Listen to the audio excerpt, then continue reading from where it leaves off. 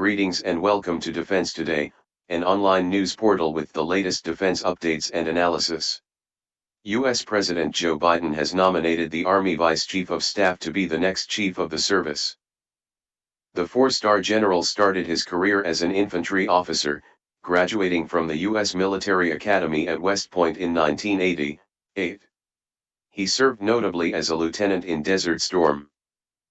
His appointment comes during a challenging period for the U.S. Army, which has seen recruitment drop noticeably in recent years.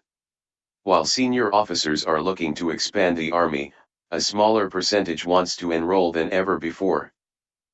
Washington clearly hopes that the new chief will make a difference.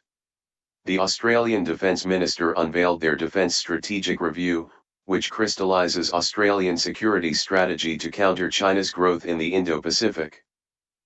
The document called for an overhaul of the Australian Defence Force, including the cancellation of many ongoing projects.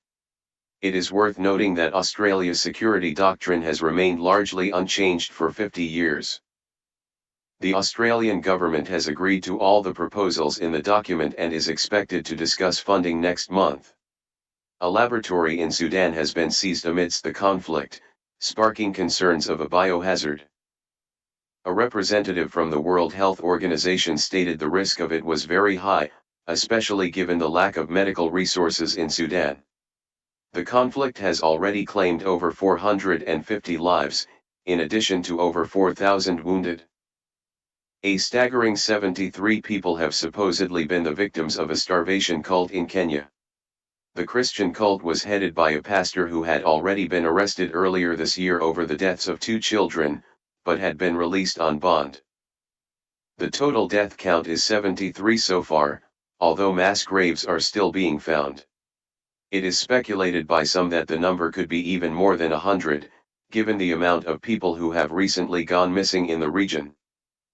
The tragedy is an example of how security threats come in many forms, sometimes even bizarre ones. That brings us to the end of today's recap.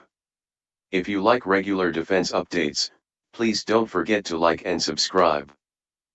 Thank you and see you soon.